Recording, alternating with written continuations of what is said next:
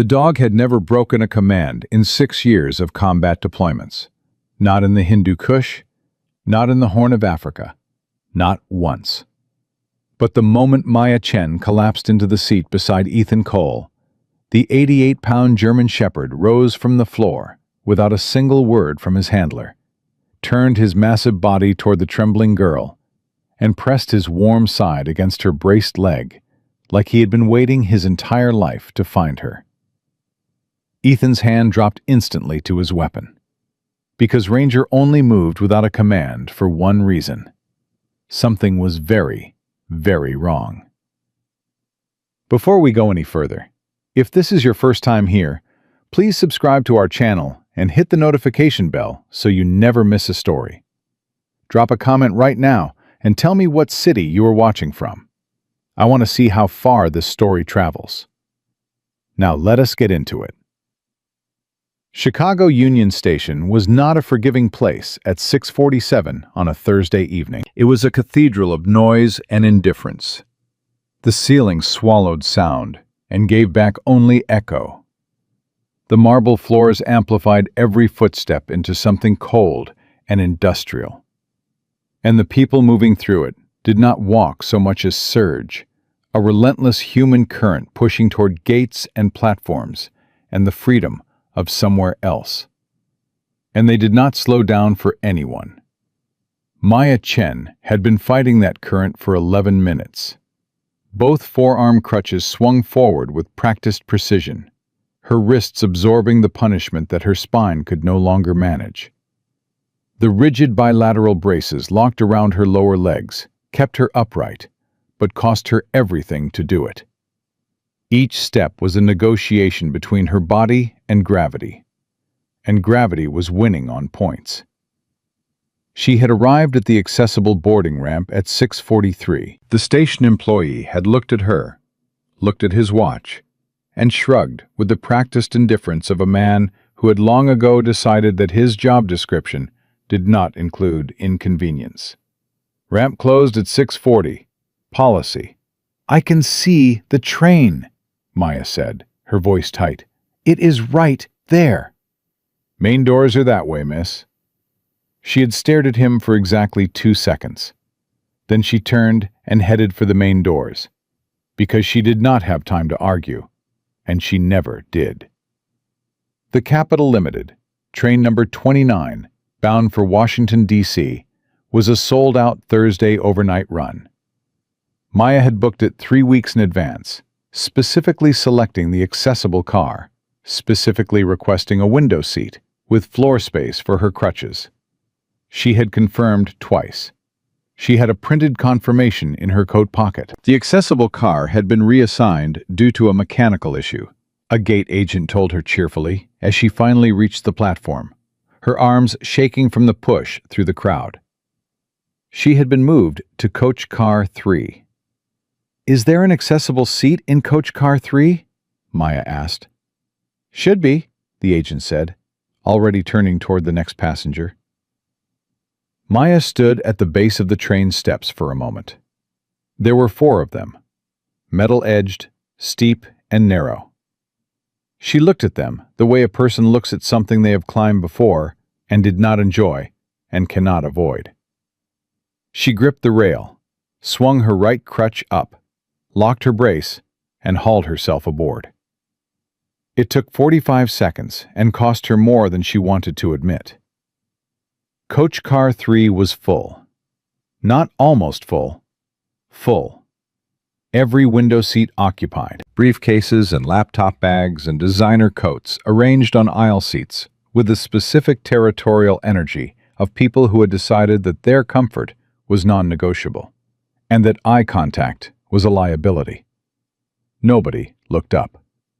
A man in a charcoal suit glanced in her direction, made a rapid calculation, and returned to his phone. Maya moved down the aisle. The clank and rhythm of her crutches drew brief, irritated glances that dissolved the moment people looked away. She counted seats. She calculated how much further her arms could carry her before the trembling became a collapse. She had maybe 90 seconds. She was going to make it to the back of the car, or she was going to fall down in front of strangers.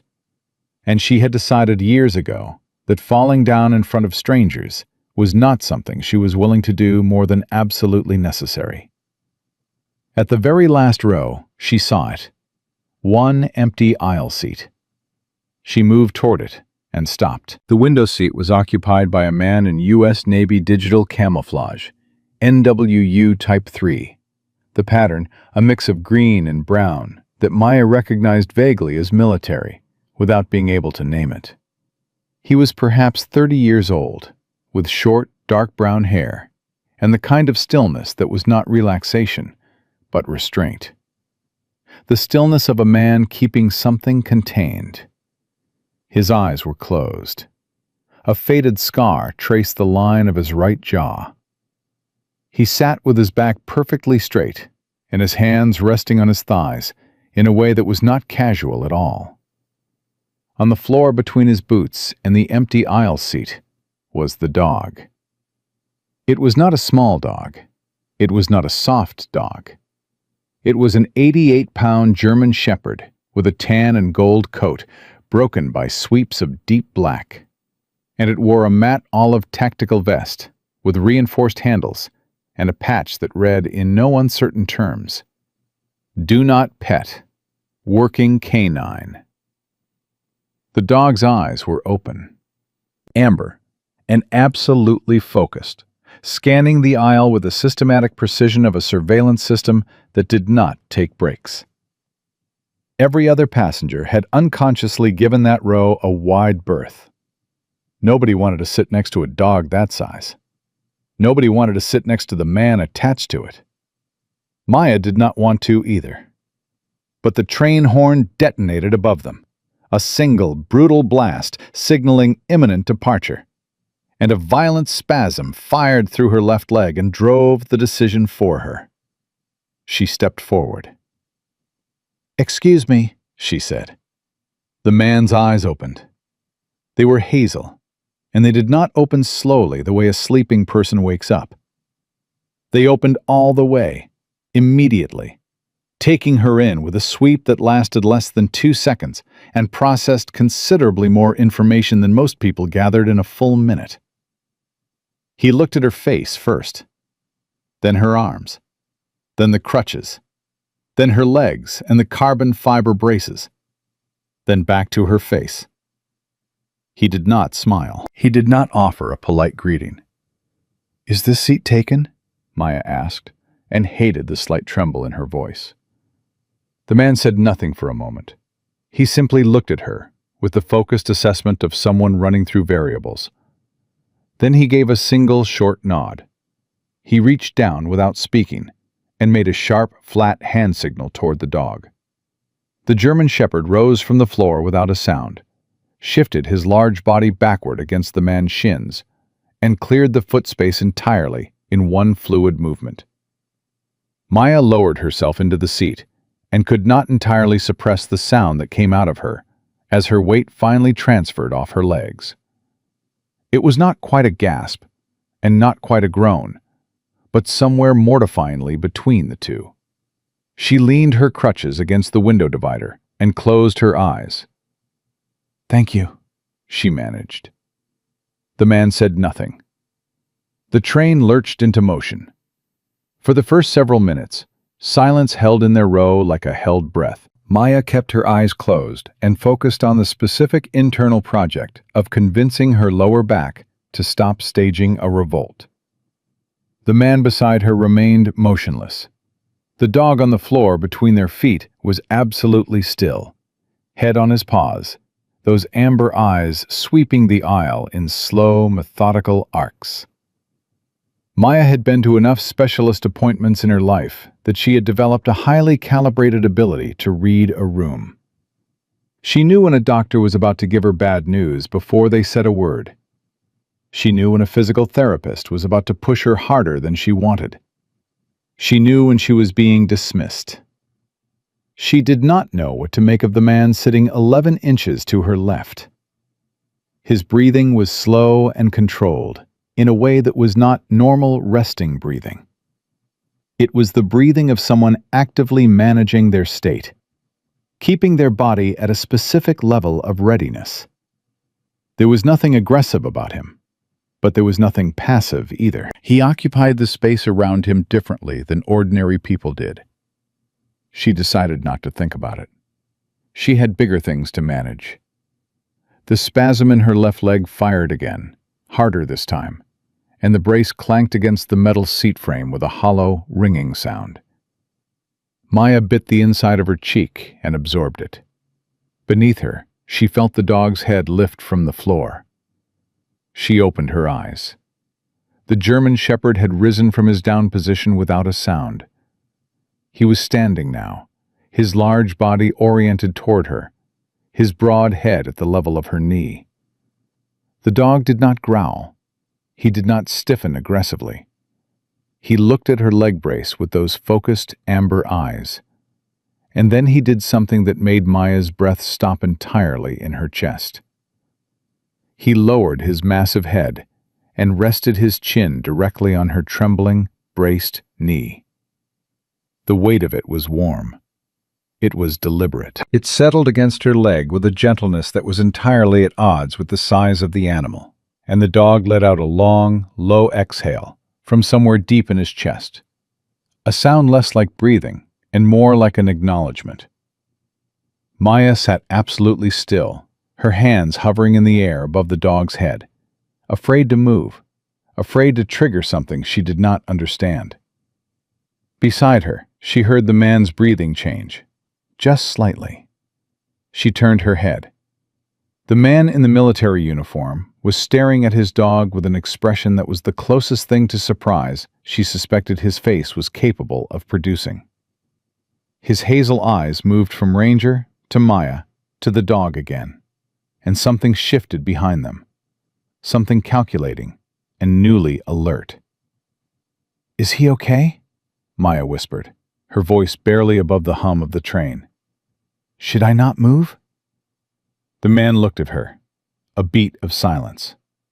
"He's fine," he said. His voice was low and gravel rough, the voice of someone who chose words the way a person chooses tools, selecting only what was actually needed.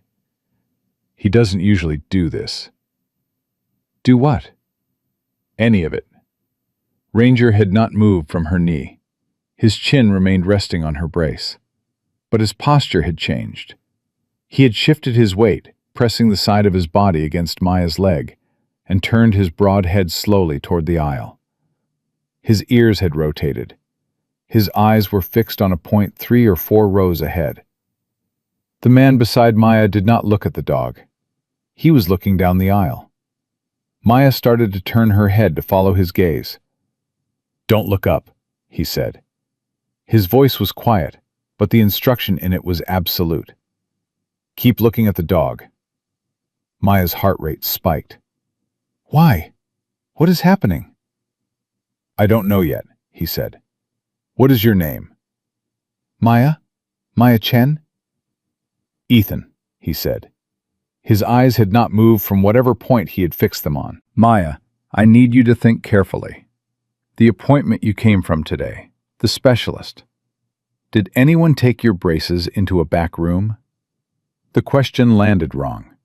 It landed in the place in Maya's chest where bad news always landed first, before her mind had processed it. She felt the wrongness of it before she understood it. "Dr. Foster," she said slowly. "My spinal specialist. She said the ankle hinges needed recalibrating. She took them into the lab. I waited maybe 40 minutes. The man named Ethan went very still. Stiller than he had been before, which had already been very still. Something moved behind his eyes that Maya could not name, but recognized instinctively as a person confirming something they had hoped was not true. "What is your dog's name?" Maya asked softly. She did not know why it felt important to ask that right now, except that the animal's warm weight on her knee was the only steady thing in the row at that moment. "Ranger," Ethan said. Maya lowered her fingers slowly until they touched the thick fur behind Ranger's ears. The dog leaned into her hand, his chin pressing more firmly against her brace, his amber eyes locked forward with an intensity that made the hair on her arm stand up. "He's been to combat?" Maya asked. 11 deployments, Ethan said. "And he's never done this before?" "No," Ethan said quietly. "He hasn't." 3 rows ahead, a man in a tailored gray suit turned a page of his magazine. He had not turned a page in 14 minutes. Ethan had counted. The magazine page turned. Ethan watched it happen and felt the cold certainty of a man who had spent 14 years reading human behavior in places where a misread was a body bag. Victor Harlan had not been reading that magazine. He had been using it as a prop, the way a surveillance operative uses a newspaper, the way a predator uses patience. The page turn was not casual. It was a reset. A man recalibrating his performance after holding a position too long. Ethan had seen that exact micro-behavior in 3 different countries, and it had never once meant anything good. Ranger's low rumble deepened. Not a growl, something below a growl. A vibration that moved through the floorboards and up through the seat frame and settled in the base of Maya's ribs, like a warning she felt before she understood. "Ethan," Maya whispered, "something is wrong with him." "Nothing is wrong with him," Ethan said, his voice dropping to a register that barely cleared the hum of the train wheels. "He's doing exactly what he was trained to do. Keep your hands in your lap. Do not look toward the front of the car." "You keep telling me not to look," Maya said, and her voice had steadied in a way that surprised him. It was not the voice of someone shutting down. It was the voice of someone choosing to hold themselves together on purpose. "Can you at least tell me what I'm not supposed to be looking at?" Ethan was quiet for exactly 2 seconds. Then he said, "Man in a gray suit, 4 rows up, aisle seat. He has been watching your reflection in the window glass for the last 9 minutes. Maya's breath came out slowly. "Watching me." "Watching your legs," Ethan said. The silence that followed that sentence was different from the silences before it. Maya sat with it, and Ethan watched her absorb it without falling apart. And he filed that away without commenting on it. "The appointment today," Ethan said. "Dr. Foster. When she brought your braces into the lab, were you with her?" "No, she said I couldn't be in the lab area. Liability policy. I sat in the waiting room." "Did she give you anything while you waited?" "Green tea," Maya said. Then she stopped. "She always gives me green tea. Every appointment. She knows I don't drink coffee." She paused again. "That's not unusual. She's been my specialist for 4 years. She knows my preferences." 4 years, Ethan said quietly. "She's the best in the Midwest for neuromuscular cases." Maya's voice carried the particular weight of someone defending a trust they were already beginning to question. "She got me into a clinical trial 2 years ago that reduced my spinal compression by 30%. I would not be walking at all right now without her." Ethan said nothing. He did not need to. The silence did the work. Up ahead, Victor Harlan shifted in his seat. His left hand moved toward the interior of his jacket and rested there for a moment, fingers touching something, confirming its presence the way a person checks their wallet before a transaction. Then the hand came back out, empty. Ranger's rumble intensified by a single, precise degree. "Your dog is scaring me," Maya admitted. "He should scare the other people on this train," Ethan said. "Not you." Victor stood up. He did it slowly. The way a man stands when he is trying to look like standing up is the most natural thing in the world, and has invested considerable effort in that performance. He smoothed the front of his tailored jacket with one hand. He picked up a leather briefcase from the floor. He stepped into the aisle. He turned toward the back of the car. "He's coming this way," Maya said, her voice dropping to almost nothing. "I know." "What do we do?" "You pet the dog," Ethan said, "and you let me handle the rest." Victor moved down the aisle with the careful, measured pace of a man who had done this before. He stopped at their row. His shadow fell across Maya's lap. He looked down at her with a smile that was technically correct in every way, symmetrical and warm, and utterly without humanity behind it. "Rough trip with those?" he said, nodding toward her crutches. His voice was polished, privately educated, the voice of a man who had spent a lifetime calibrating his tone for maximum disarming effect. "I couldn't help but notice you struggling to board back in Chicago. These long-distance runs are brutal even without accessibility issues." It was a perfect opener, practiced, positioned to sound like concern. Ranger moved before Ethan gave a command. The dog erupted from the floor in a single explosive motion, throwing his full 88-pound frame across Maya's lap, his jaws snapping shut in the air 8 inches from Victor Harlan's right knee, with a crack of teeth that cut through every ambient sound in the car. Victor lurched backward into the armrest of the seat across the aisle. His briefcase hit the floor. His polished composure cracked open for exactly 1 raw second. And what was underneath it was not embarrassment or fear. It was fury. Cold, controlled, murderous fury. Then the mask came back down. "What is wrong with that animal?" Victor said, his voice tight and carefully reconstructed into offended shock. "It nearly took my leg off." "No," Ethan said. He had not raised his voice. He had not changed his posture. He sat with his hands resting on his thighs and looked at Victor Harlan the way a man looks at something he has already categorized and filed. "If he tried to take your leg, we would be having a very different conversation. He told you to step back. I suggest you do the same." "That dog is a liability on a public train," Victor said. "Keep walking," Ethan said. Something moved in Victor's eyes, a rapid, cold recalculation. His gaze dropped from Ethan's face to his uniform, then to the slight angular shape beneath the hem of the tactical jacket at his right hip, then to Ranger, who had repositioned himself in the aisle, with his lips pulled back just enough to show the front row of very white, very serious teeth. Victor picked up his briefcase. He gave a short, ugly smile. "Enjoy the ride," he said, and turned and walked toward the forward cars. Maya waited until the sliding door had shut behind him. Then she let out a breath that sounded like it had been held since Chicago. "Who is he?" she asked.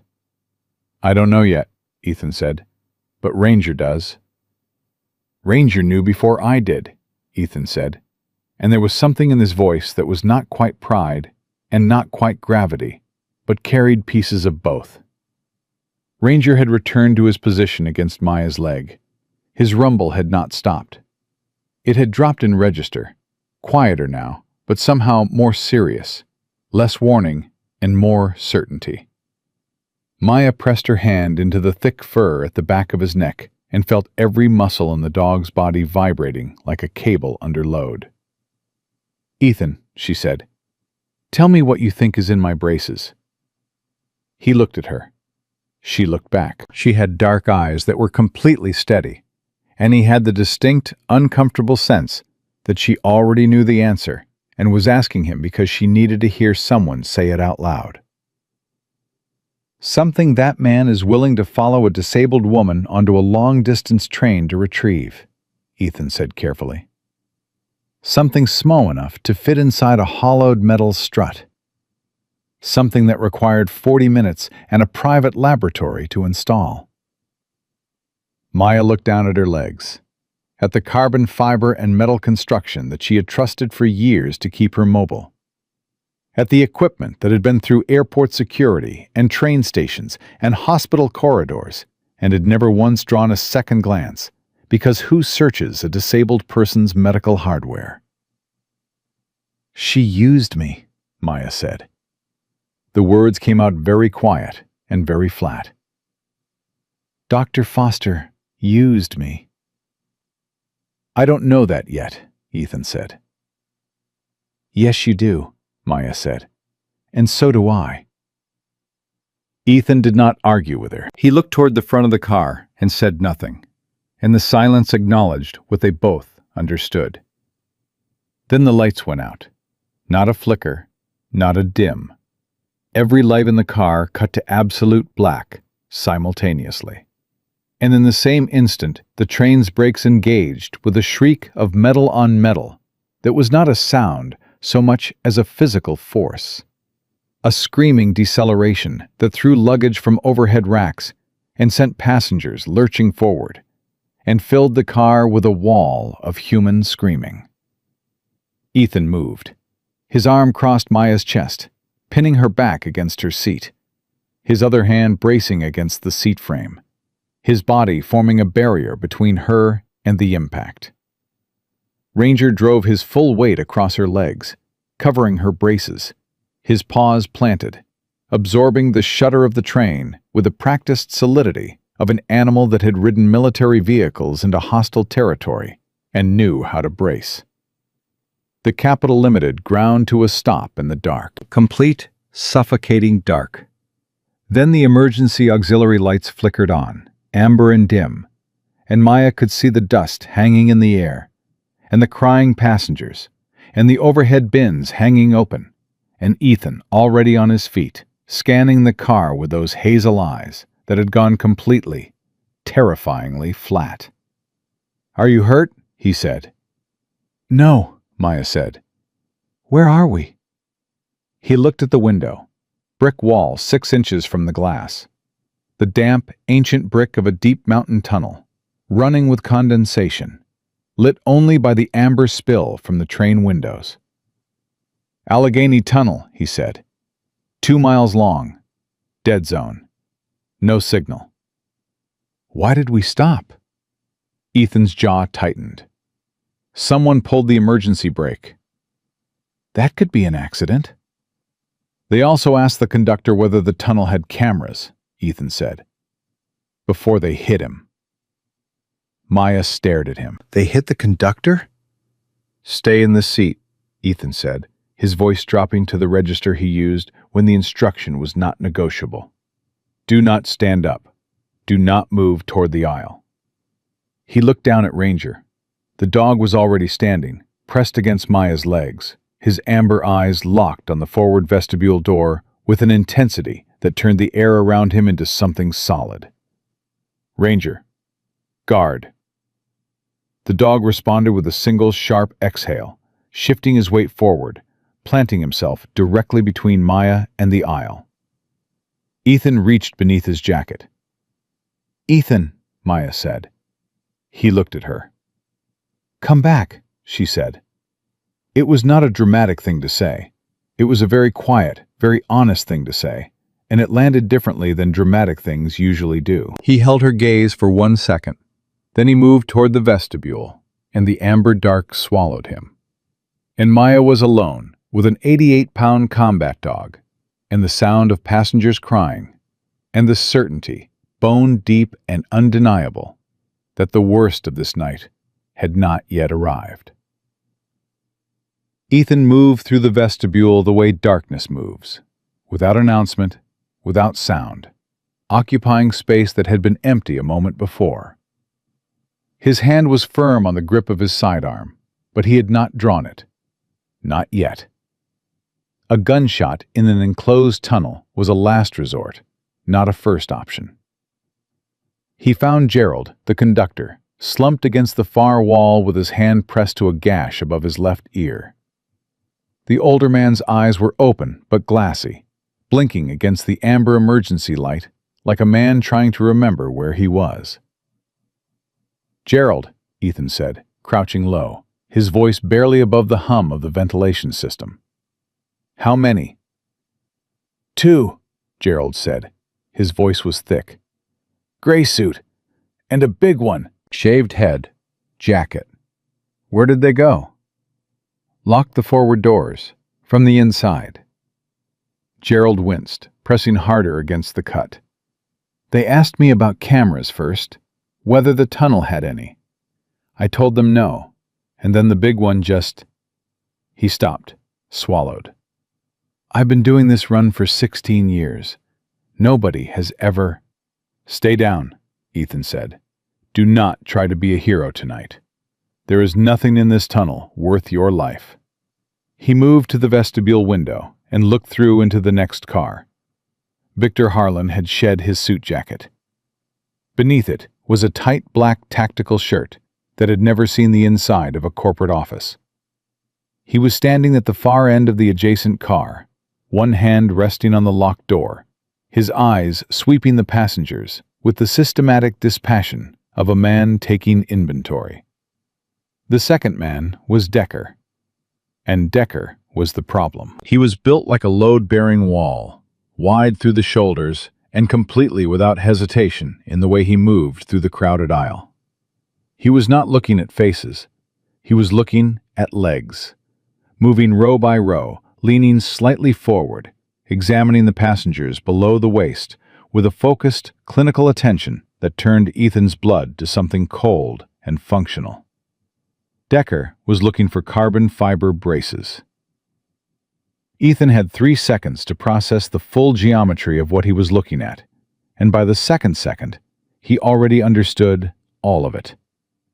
The drive was in Maya's hardware. Dr. Foster had installed it during the lab visit. Victor and Decker had been on this train since Chicago, waiting for the right moment. And the right moment was always going to be a dead zone tunnel with no cameras and no signal and no way for anyone to call for help. They had chosen Maya because she was a perfect courier. Medical equipment moved through security without scrutiny. A disabled woman traveling alone raised no flags and created no complications. Dr. Foster had not made a single mistake in her calculation, except for one. She had not known about Ethan Cole. Decker turned toward the rear vestibule. Ethan pressed himself into the shadow of the corridor and let the darkness do its work. The heavy door groaned open. Decker stepped through, giving his eyes a moment to adjust, and in that moment, Ethan was already moving. He drove his left forearm into Decker's throat with the full force of his body weight behind it, pinning the larger man against the steel wall before the door had finished closing. His right knee drove a precise strike into the femoral nerve above Decker's thigh, and the big man's leg buckled immediately, his body folding in ways it had not been designed to fold without considerable objection. Decker was not untrained, even with a compromised windpipe and a leg that had stopped cooperating. He threw a heavy elbow toward Ethan's skull that had genuine intent behind it. Ethan slipped it by a fraction, caught the extended arm, and rotated it backward into a joint lock that left Decker's options considerably narrowed. "The drive," Ethan said, his voice a flat, icy hiss directly against the man's ear. "What is it?" Decker spat. "You are already dead." Ethan applied a precise additional degree of pressure to the joint lock. The sound that came from Decker's shoulder was not subtle. "The drive," Ethan said again. "Prototype," Decker rasped, his voice strangled and furious. "Defense algorithm. DARPA contract. It's worth more than you will ever see in your life, and the people who want it will not stop because you played hero in a train tunnel." "Who is Victor working for?" Decker opened his mouth. The gunshot was deafening. The plexiglass window of the vestibule door disintegrated as Victor's round came through it from the adjacent car. And Ethan was already moving, wrenching Decker's mass between himself and the door as the bullet buried itself into the enforcer's Kevlar vest, with a force that sat the big man down hard on the metal floor. Ethan dove back through the door into Chloe's car, and the door took the frame of the second shot. 2 seconds of silence. Then the screaming started in earnest. The gunshot tore through the car like a physical thing, a wall of sound that turned every passenger's fear into pure animal panic. People threw themselves onto the floor, scrambled under seats, pressed against windows. A man near the front was shouting something in a loop that was not words anymore. A child was crying with a specific pitch of complete terror. Maya could not scramble. She could not fold herself under a seat. Her braced legs did not bend that way, and her spine had its own non-negotiable position on sudden movement. She sat in her seat, with her hands gripping the armrests and her heart hammering against her sternum, and she did the only thing she could do. She held still, and she held on to Ranger. The dog had not flinched at the gunshot. He had not startled, had not cowered, had not done anything that any ordinary animal would do when a firearm discharged 8 feet away. He had planted his paws more firmly on the floor and pressed his full body weight against Maya's legs with a solidity that was not instinct. It was training. It was purpose. It was a dog who had heard that sound before in worse places and had learned exactly what to do when he heard it. "Good boy," Maya said, and her voice only broke slightly on the second word. "Stay with me. Please, stay with me." A figure moved in the amber haze of the aisle. He was not Ethan. He had been sitting in row 7 since Chicago, in a gray hoodie and a paper surgical mask, and he had played the role of anxious passenger with convincing commitment for the entire journey. His name was Warren, and his job was cleanup. When the train stopped and the shooting started, he knew exactly what it meant. Victor had engaged an unexpected variable. That meant Warren's window was now. He moved quickly toward the back, ignoring the crying passengers, stepping over a man curled on the floor. His eyes found Maya. His right hand came out of the hoodie pocket, holding a heavy steel pry bar with a tapered tip designed for precision work on metal fasteners. He stopped at her row. "I am sorry about this," Warren said. His voice was almost gentle, almost apologetic. "This is going to hurt for a minute. Then it will be over." He raised the pry bar. He never brought it down. Ranger left the floor. The dog did not bark. He did not give Warren a single syllable of warning. He launched his full 88-pound body upward in one explosive motion, and his jaws closed on Warren's right forearm with a force that had no gradation, no escalation, no middle setting.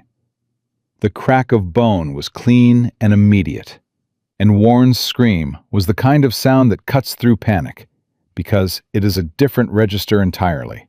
The raw, undiluted frequency of a person whose body has just been seriously damaged. The pry bar hit the floor. Warren went with it, Ranger's momentum driving him down into the narrow space between the seats. The dog's massive paws planted on Warren's chest, jaws still locked, amber eyes fixed directly on the man's face, with the absolute unwavering focus of an animal communicating one thing and one thing only: "Move, and I finish this." Warren did not move. He lay on the floor of the train car and sobbed, and did not move. Ethan came down the aisle at a controlled run, his eyes taking in the scene in a single sweep. The pry bar on the floor. Warren pinned and broken. Maya upright, pale as paper, both hands buried in the fur at Ranger's neck, her dark eyes fixed on Ethan with an expression that was equal parts relief and something else, something harder and steadier than relief. "Ranger, out," Ethan said. The dog released immediately, stepped back one pace, and held his position over Warren, with his lips still carrying the promise of what had just happened. Ethan zip-tied Warren's uninjured wrist to the metal seat leg with 2 heavy-duty ties from his tactical belt. Warren cried through the whole process. Ethan did not acknowledge it. Then he dropped to one knee in front of Maya and looked her in the face. "Did he touch you?" "No," she said. "Ranger was faster." "Are you hurt anywhere?" "I am fine," she said, and the steadiness in her voice was not performance. It was the same quality he had noticed on the platform in Chicago. A person who had learned a long time ago that falling apart was a luxury her body simply could not afford. Ethan looked at her legs, at the carbon fiber and titanium construction that she had trusted and relied on, and that had been turned against her without her knowledge or consent by a woman who had smiled at her and handed her green tea and told her she was reducing her pain. "Maya," he said, "I need you to hear me." She met his eyes and held them. "Tell me." "Whatever is inside your brace, if I leave it there when the federal agents arrive, they will spend weeks trying to determine whether you knew it was there. Your name will be in every report. Your life will stop while their process runs." He paused. "I can take it out right now. I can hand it directly to the lead agent myself and make certain they understand exactly what happened to you. But I need you to say yes." Maya looked down at her left leg, at the equipment that had been with her through every appointment, every physical therapy session, every painful morning when getting out of bed felt like a negotiation with her own skeleton. "Get it out," she said quietly. "Get it out of me." Ethan opened his multi-tool. He worked the titanium strut on her outer calf, his movements precise and unhurried, pressing the LED light close to the metal surface until he found the hairline seam that should not have been there. The cosmetic rubber coating came away cleanly. 3 turns of the hex driver. A small panel released with a soft, definitive click. Inside, wrapped in electrostatic foam so perfectly fitted it might have been custom molded, was a black metallic flash drive, smaller than a thumb. No commercial branding, one laser-etched serial code, and a small, faded insignia that Ethan recognized in the same instant that everything about the last 2 hours crystallized into absolute clarity. A classified DARPA clearance logo. "What is it?" Maya asked, watching his face. "It is why 3 men are willing to commit federal crimes in a mountain tunnel," Ethan said. He wrapped the drive carefully in a piece of cloth from his vest pocket and secured it in a zippered interior compartment. "And it is why your name will not appear in a single document when this is over. I promise you that." Maya exhaled. It was a long, slow breath that carried more weight than it should have been possible for one breath to carry. Then Victor Harlan walked through the rear vestibule door with his weapon raised, and the hardest part of the night announced itself. Victor's eyes moved from Ethan to the zip-tied man on the floor, to Maya, and then back to Ethan. And the calculation that crossed his face was rapid and cold, and arrived at the conclusion that put a very specific kind of quiet into the car. "Where is it?" Victor said. Ethan stood up slowly from Maya's side and stepped into the aisle. "Walk away," Ethan said. Victor laughed. It was a short, dry sound with nothing warm in it. "You are a long way from the sandbox, soldier. You really think you and a dog can stop me from taking what is mine?" Ethan's eyes settled on Victor Harlan with the flat, patient certainty of a man who had stood in worse places against worse people and was still standing. "He is not a dog," Ethan said, "and I am not a soldier." His finger settled against the trigger guard. "I am a SEAL." The word landed in the car like a stone dropped into still water. SEAL. Victor Harlan had done his research. He always did his research. But research was a document, and the man standing in the amber-lit aisle with a sidearm and 11 combat deployments behind his eyes was not a document. Victor's weapon hand held steady, but something shifted in the calculation behind his wire-rimmed glasses. The variable had changed shape on him, and he was running new numbers in real time. "That uniform is a long way from a war zone," Victor said. His voice was still controlled, still wearing its professional polish. But the edges had developed a tremor that had not been there before. "You are on a passenger train in Pennsylvania. You are not cleared to use that weapon here. You shoot me? Your career ends tonight." "I retired 8 months ago," Ethan said. "I have nothing to lose."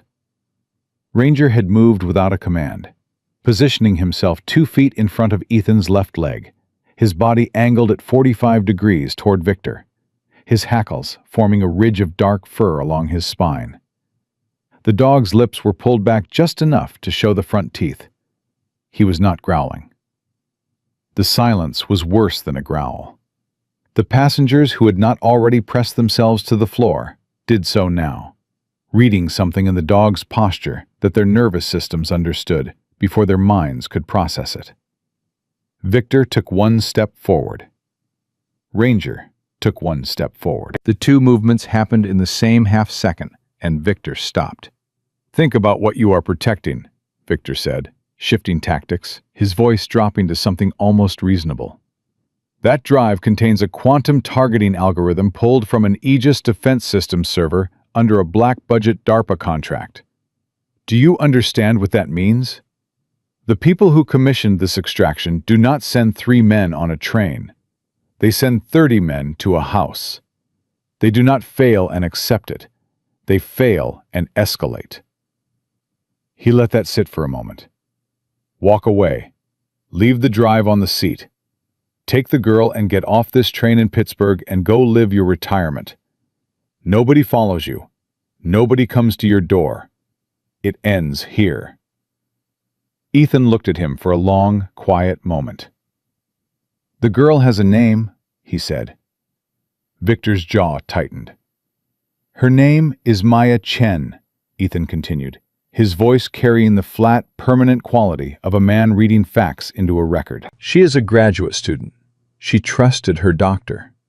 She hauled herself onto this train on 2 forearm crutches because a station employee would not deploy an accessible ramp, and she sat down in the only empty seat in the car. And you were going to crack open her medical equipment with a pry bar in a dark tunnel." He paused. "No, we are not making a deal."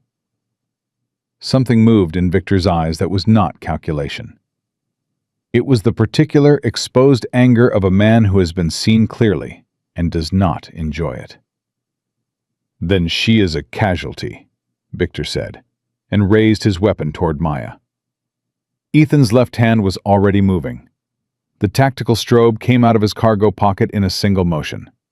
He sent it rolling down the carpet of the aisle with a flick of his wrist, and his thumb hit the remote trigger before it stopped moving. 3,000 lumens of strobing white light detonated in the dim amber car, like a flashbang without the concussion, turning the tunnel darkness into a disorienting, pulsating assault on every eye in the car that was not already pressed shut. Victor flinched hard. His head turned away, his eyes squeezing closed involuntarily. His gun hand wavering off target by 6 critical inches. 1.5 seconds. Ethan clicked once with his tongue. Ranger did not go straight down the aisle. A dog running straight at a man with a gun is a dog that gets shot. Ethan had spent 6 years training the animal not to be a target, and Ranger had spent 6 years learning. The dog cut left, vaulted clean over the armrests of row 11 in a single fluid leap, used the seatback of row 12 as a launch point, and came off row 13 airborne, driving his full 88-pound mass into Victor Harlan from the side, with the kinetic force of something that had been built and trained and aimed like a weapon, because that was exactly what he was. Ranger's jaws closed on Victor's gun arm at the elbow joint. The sound Victor made was not a scream. It was something that preceded screaming, a shocked, broken exhalation from a man whose body had just received information that his mind had not yet accepted. The gun left his hand, his knees folded. Ranger took him to the floor of the aisle, pinning his upper body under 2 massive forepaws. The dog's muzzle 6 inches from Victor's face. The growl finally arriving now, deep and resonant and completely without mercy. Carol, the woman Victor had grabbed as a shield, collapsed into her seat with both hands pressed over her mouth, her whole body shaking. Ethan covered the distance in 3 strides. He kicked Victor's weapon under a seat with one motion and drove his knee into the man's sternum with the next. Not enough to kill, exactly enough to remove the remaining air from Victor Harlan's ambitions for the next 30 seconds. "Ranger, out!" The dog stepped back one precise pace. He did not look away from Victor's throat. Ethan produced the zip ties and secured Victor's wrists behind his back with the brisk, practiced efficiency of a man who had done this in considerably less comfortable circumstances. Victor gasped and wheezed and said nothing coherent. Ethan stood. He looked down at the man who had followed a disabled woman onto a long-distance train with a pry bar and a loaded weapon, and a plan that had accounted for everything except the last row. "Aegis Defense Systems," Ethan said quietly, "should have done better research." He turned and walked back to Maya. She was sitting exactly where he had left her, upright, her hands in her lap, her dark eyes tracking him down the aisle as he came. She was pale in the way that people get pale after sustained terror, a pallor that goes bone deep, but her jaw was set, and her gaze was level, and she did not look like a woman who had broken. She looked like a woman who had decided, somewhere in the last 30 minutes, that breaking was not something she was going to do tonight. Ethan sat down beside her. Ranger moved to her other side, pressing his warm bulk against her leg, and the dog let out the long, slow exhale that Maya had first felt on her knee at the beginning of this night, a lifetime ago, in another version of this train. She dropped her hand into his fur and held on.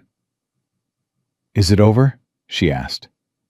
"The train part," Ethan said. Maya heard what was in the words that were not the words themselves. "There is more." "The people who contracted this did not do it casually," Ethan said. "Victor told me the drive contains a quantum targeting algorithm from a classified Aegis server. That kind of asset does not have 3 people chasing it. It has infrastructure behind it. Shell companies. Cutouts. The person who put that drive into your brace is the first thread. And when the federal agents pull it, a lot of things are going to come apart." He looked at her steadily. "None of those things will touch you. I am going to make certain of it." "Dr. Foster," Maya said. She said the name the way a person says the name of something they are trying to put a distance between themselves and. "She will not be practicing medicine again," Ethan said. Maya nodded slowly. The grief of it was in her eyes. The particular complicated grief of losing someone you had trusted completely. Not to death, but to revelation. Dr. Foster had gotten her into a clinical trial that had given her 30% of her mobility back. She had remembered Maya's preferences. Green tea, not coffee. She had smiled at her across a desk for 4 years and asked about her studies, and told her she was doing beautifully. And she had used her. She knew exactly what she was doing, Maya said. It was not a question. "She knew," Ethan said simply, because the truth was the only useful thing he could offer her. From the far end of the tunnel, a sound arrived. Then another. Then a rhythm. The heavy industrial percussion of hydraulic cutting tools working through the sealed forward doors of the train. And behind it, just audible beneath the metal and the dark, the specific radio frequencies of law enforcement coordinating a breach. Blue and red light began to pulse against the damp tunnel walls through the train windows, strobing in from both ends simultaneously. The federal response had arrived. "Hands visible," Ethan said, raising his voice for the first time since the tunnel went dark, pitching it to carry through the car. "Everyone keep your hands where the officers can see them. We have 3 hostile suspects subdued. Do not make sudden movements. Let the police work." The forward vestibule door came off its frame with a concussive bang, and then the car was full of armored figures in dark tactical gear, weapon lights sweeping in practiced arcs, voices overlapping in the controlled, urgent cadence of a trained breach team, doing exactly what they had been trained to do. "FBI, hands, nobody move." Ethan stood. He kept his hands wide open at shoulder height and took one step into the aisle, positioning himself slightly in front of Ranger, putting his body between the canine and every nervous trigger finger in the car. "Blue on blue," he called out clearly, using the identifier that moved between law enforcement and military like a common language. "Retired Naval Special Warfare Operator.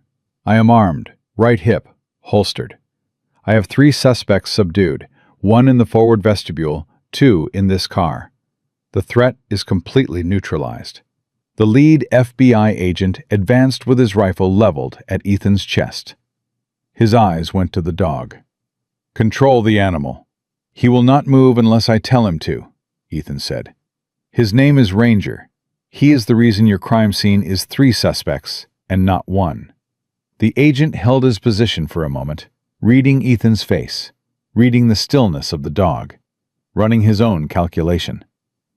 Then he lowered his rifle by 15 degrees, which was not all the way down, but was a meaningful gesture from a man in a mountain tunnel with a weapon light. "Credentials," the agent said. "Vest pocket, left side," Ethan said. "I am going to reach for them slowly." He produced his retired service identification and the DARPA drive simultaneously, holding both out in his open palm. The agent looked at the drive. Something moved in his expression that was not surprise, so much as the recognition of a situation that had just grown several classifications higher than expected. "Sir," the agent said, his voice dropping, "I need you to come with me." "I will," Ethan said, "in 1 moment." He turned back to Maya.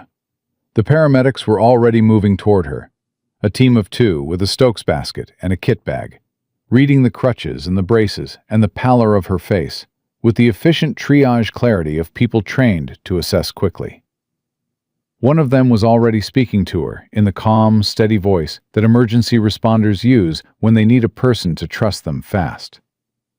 Maya was answering them clearly, giving them what they needed, but her eyes were on Ethan. He crouched in front of her one last time and held her gaze. "The drive goes directly to the senior federal agent," he said. "I will give them your full account before they speak to you. Your name goes into the victim documentation, not the suspect documentation. That is not a maybe. That is what is going to happen." "What about Dr. Foster?" Maya asked.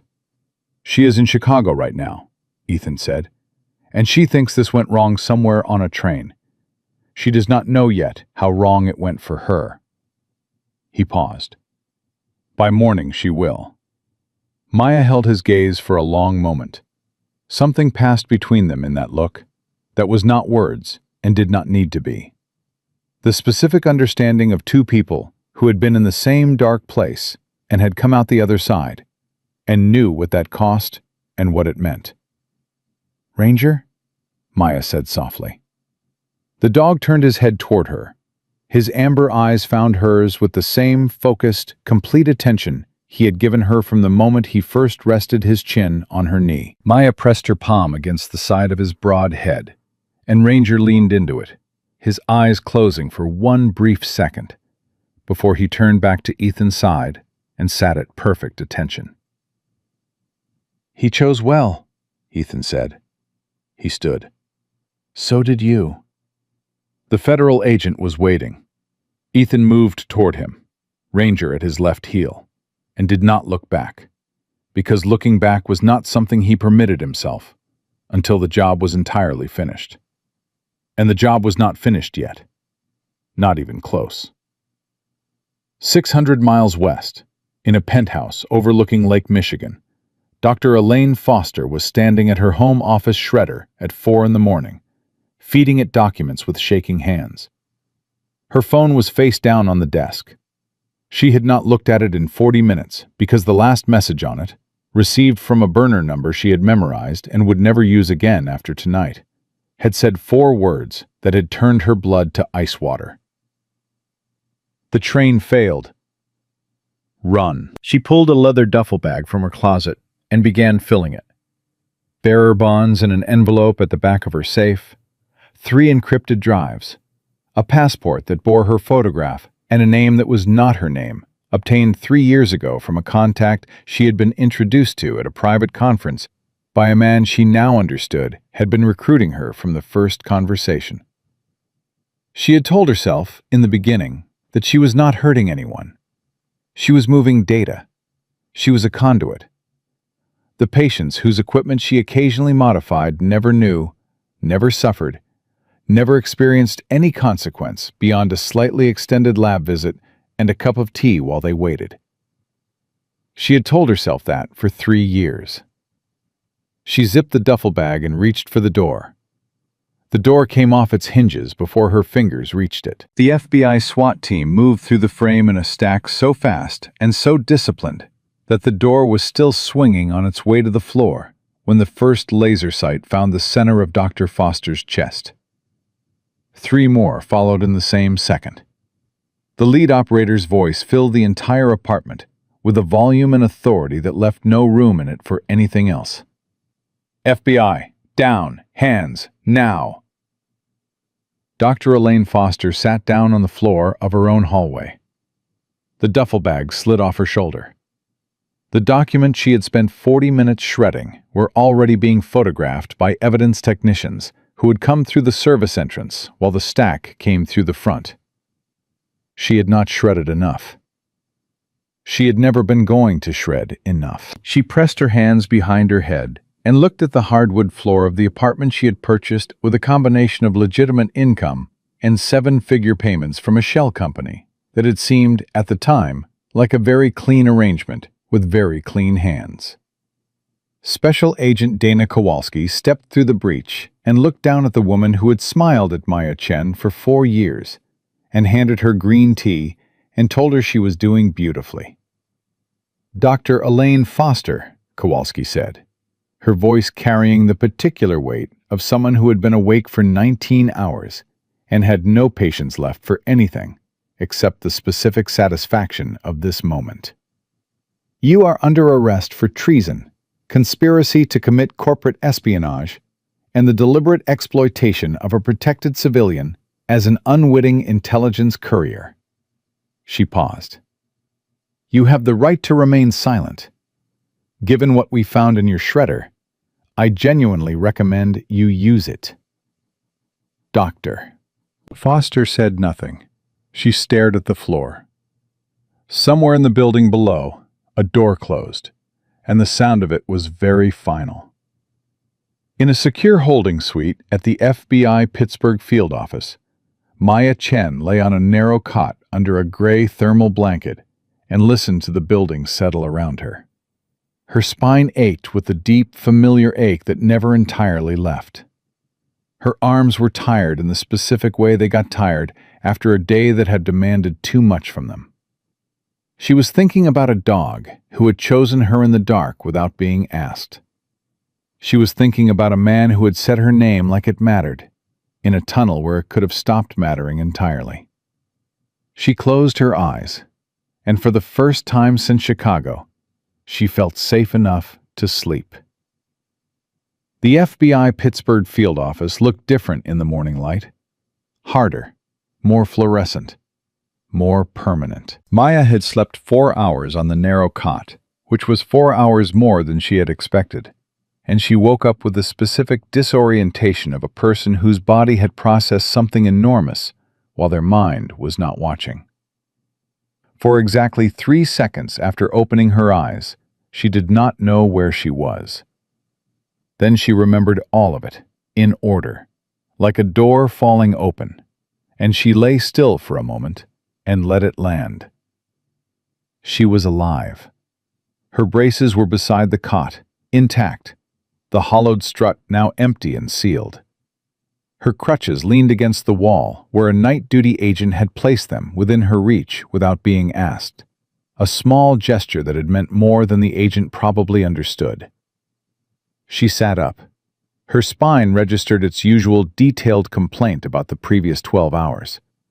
She accepted it the way she accepted all of it, not with resignation, but with a particular negotiated piece of a person who had long ago decided that the pain was not the whole story. Special Agent Dana Kowalski came through the door at 7:40 with 2 cups of coffee and the expression of a woman who had not slept at all and had decided to treat that as irrelevant.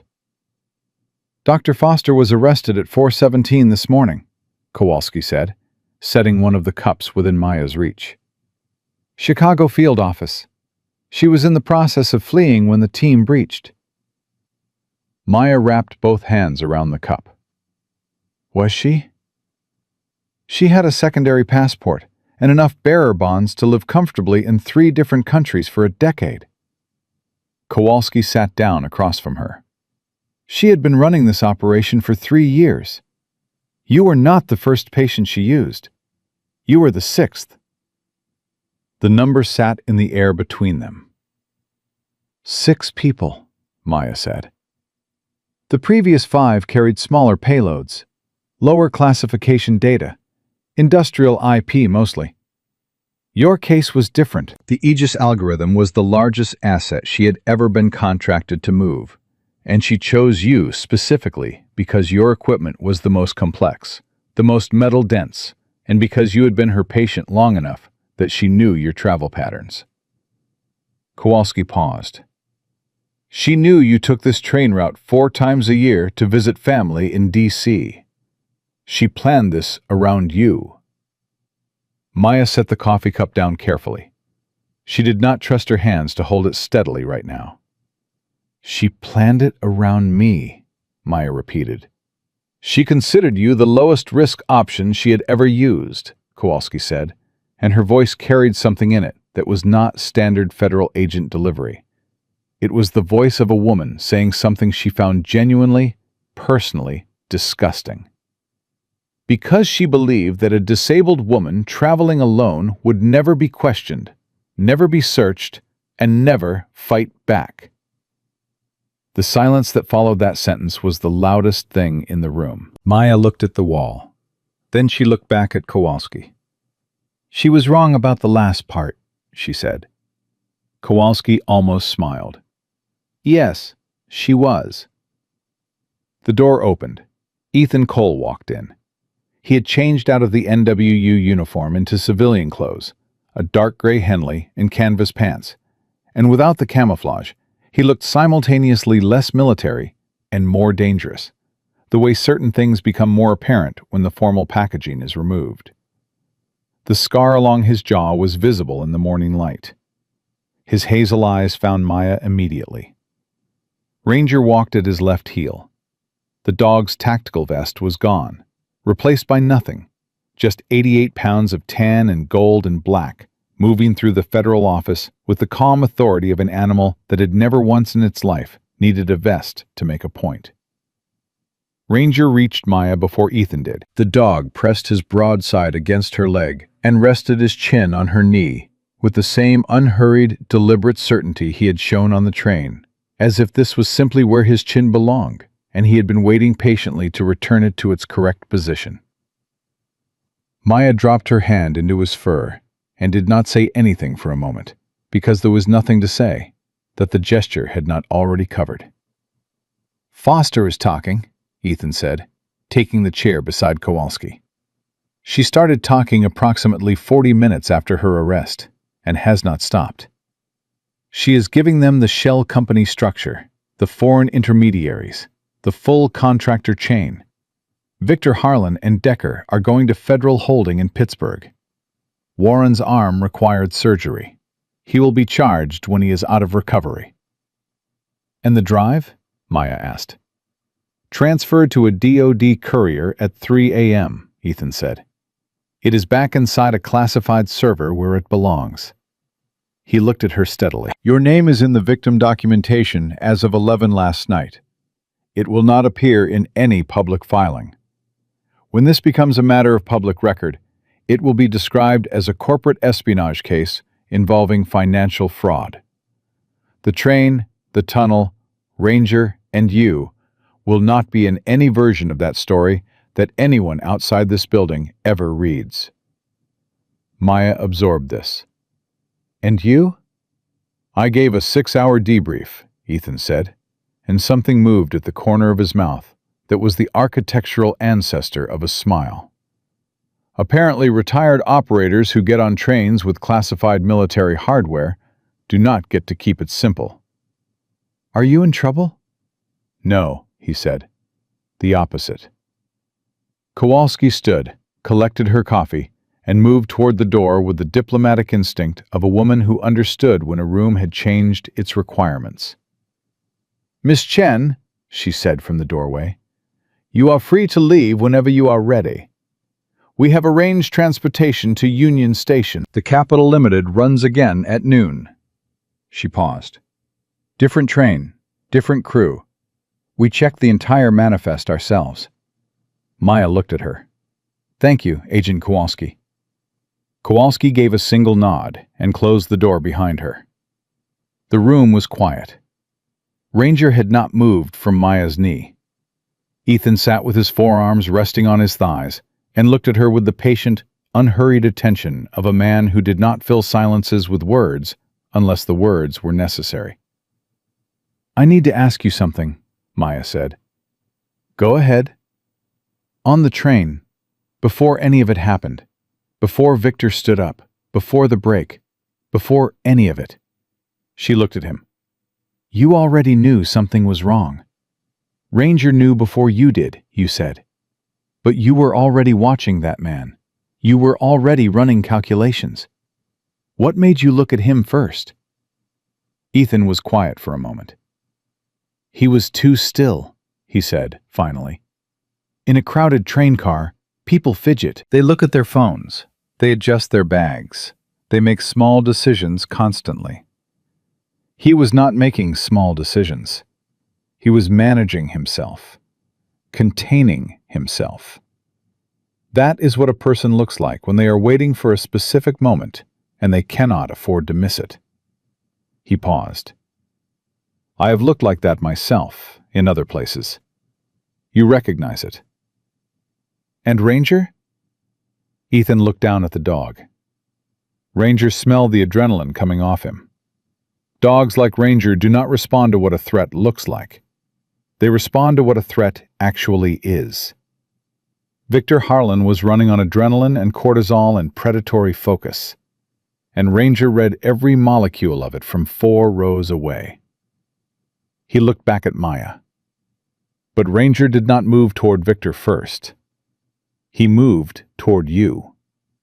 And that is the part I cannot fully explain, even now, except that he has never been wrong. Maya looked at the dog whose chin was resting on her knee. Ranger's amber eyes looked up at her with a focus that was not animal and not human, but something that existed specifically in the space between the two. A kind of attention that required no translation. "He chose me in the dark," Maya said quietly, "before he knew anything about me." "He knew everything important," Ethan said. 6 months later, on a Tuesday morning in October, the Charles River Esplanade was the particular kind of beautiful that only New England autumn achieves. Aggressive and temporary, and completely indifferent to the people walking beneath it. The trees along the riverbank had gone orange and deep red, and the light coming off the water had the low, angled quality of a season that was burning through its last good days and knew it. Maya walked the paved path with new forearm crutches, lighter than the previous ones, and new braces built by a biomedical engineering team at MIT from a carbon Kevlar composite that weighed 40% less than the equipment she had trusted and lost. The Federal Victims Relief Fund had covered everything, quietly and completely, deposited through 3 anonymous layers that she had not been asked to examine. She was stronger than she had been 6 months ago. Not in the way that people mean when they say that to someone who has been through something hard. Not as a metaphor or a consolation. Literally stronger. The reduced weight of the new hardware had decreased the compensatory load on her shoulders and arms by a measurable degree. Her spinal spasms had dropped in frequency. Her physical therapist in Boston had used the word remarkable twice in the last month, and had not been performing. She still scanned crowds. She still noticed men in gray suits. She still felt Sometimes, on crowded platforms, the ghost of a shadow falling across her lap, and the cold, dead eyes of a man asking her about her crutches, in a voice calibrated to sound like kindness. She was working on that. She had a therapist for that. She was not pretending it was resolved, because she had survived it. She stopped near the river's edge and shifted her weight, taking a moment to breathe, letting her lower back settle. The water moved below her, indifferent and steady, and entirely unconcerned with what had happened in a mountain tunnel in Pennsylvania 6 months ago. "It gets easier." The voice came from her right. She did not startle. She recognized it, the way you recognize something that has been in a part of your memory where you keep things you are not ready to examine yet. Ethan Cole was leaning against the park fence in a dark pea coat, his hands in his pockets, the collar turned up against the October wind. The scar along his jaw caught the low light. He looked the same as he had looked on the train, quiet and contained, and occupying his space differently than ordinary people did. And at his left side, sitting at perfect attention with his amber eyes already fixed on her with the complete, unhurried focus of a being who had decided 6 months ago that this person mattered and had not revised that assessment, was Ranger. Maya's breath caught. She pressed her hand to her mouth for a moment. Then she lowered it. "Ranger," she said. Ethan gave a short, quiet signal with 2 fingers. Ranger trotted to her with the same regal, unhurried dignity he carried everywhere, and pressed his warm side against her leg, and lifted his broad head, and placed his chin on her knee, and exhaled. Maya dropped one crutch to the pavement, and sank her hand deep into the fur at the back of his neck, and closed her eyes. The tears came without permission, and she let them. Because some things earn tears, and pretending otherwise is just another kind of loss. Ethan picked up the fallen crutch without being asked, and held it until she was ready. "I did not know if I would see you again," Maya said. "Kowalski told me you went back off the grid." "I had things to finish," Ethan said. The shell company behind Victor's operation had 4 active contractors still in the field. They needed to understand that the Chicago job was closed permanently, and that pursuing any thread connected to it was not a viable career option. Maya looked at him. "Are they clear on that now?" "Very," Ethan said. She almost laughed. It came out as something between a laugh and a sob, and landed closer to relief than either. "Dr. Foster pleaded guilty," she said. 28 years. No parole." "I know." "The other 5 patients she used. 2 of them came forward after the arrest. They had no idea. Just like me." "I know that too." Maya looked down at Ranger, who had not moved from her knee. "You told me in Pittsburgh that she chose me because she thought I was the lowest risk, because she thought I would never fight back." "She was wrong," Ethan said. "She was catastrophically wrong," Maya said, and the steadiness in her voice was not performance, and was not bravado. It was the voice of a person who had learned something true about themselves in a mountain tunnel and was not going to forget it. "I want you to know that, not for my sake, for hers. I want it on the record somewhere, even if the record is just this conversation, that she miscalculated every single thing about me." Ethan looked at her with those hazel eyes that had scanned her on a train platform in Chicago and processed in 2 seconds what it had taken her a lifetime to fully understand about herself. "It is on the record," he said. Ranger lifted his chin from her knee, stood, and returned to Ethan's side with the precise, unhurried movement of an animal returning to a post. He sat at attention, his amber eyes moving between Ethan and Maya, with the attentive calm of a being that had done its work and knew it. Ethan picked up her fallen crutch and placed it back in her hand. He held her gaze for a moment, and in that moment, passed something that required no words and would not have been improved by any. "Take care of yourself, Maya," he said. "Will I see you again?" she asked. He looked at her. Then he looked at Ranger.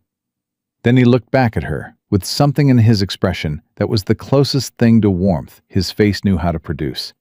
Quiet and genuine, and entirely without performance. "We are around," he said. "If you ever find yourself on a train, and the last seat in the car is empty, and there is a dog already watching the door." He paused. "You know who to look for." He gave a single two-fingered salute. Then Ethan Cole and his dog turned and walked down the leaf-covered path and were absorbed by the October color until they were gone. Maya stood at the river's edge and breathed. The water moved. The leaves came down. Her braces held her, light and strong, and entirely her own. Built for her body, hiding nothing, carrying no one else's secrets. She had come onto a train in Chicago as a target. She had come out of a tunnel in Pennsylvania as a survivor. And she was standing now on a riverbank in Boston as something that neither of those words was quite large enough to contain. The people who had used her had looked at her body and seen a limitation. They had looked at her crutches and seen a vulnerability.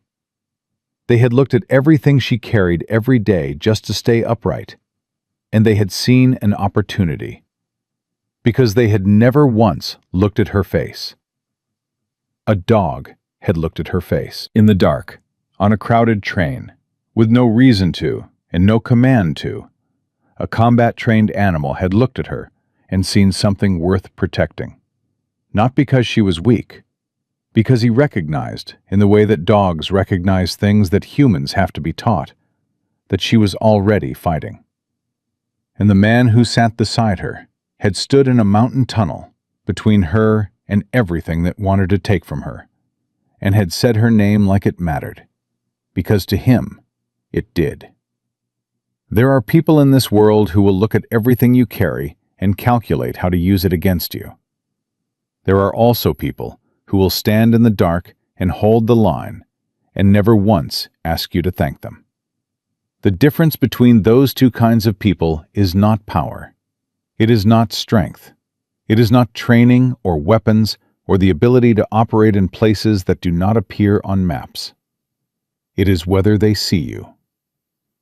Maya Chen turned from the river and walked toward home. Her crutches found their rhythm on the pavement, steady and certain, the sound of a person who was not hiding, not stopping, not asking the world's permission to take up space in it. If you have ever felt invisible, if you have ever been told by the way someone looked past you that your struggle made you less, if you have ever had someone mistake your pain for weakness, then you already know what Maya learned in that tunnel. They were never seeing you clearly. They were only seeing what they hoped you were. And hope, in the hands of people like that, is always the first thing that fails. If this story moved you, type Amen in the comments right now and tell me what city you are watching from. Share this video with someone who needs to hear it today. Subscribe to this channel so you never miss another story. Because these stories matter, and so do you.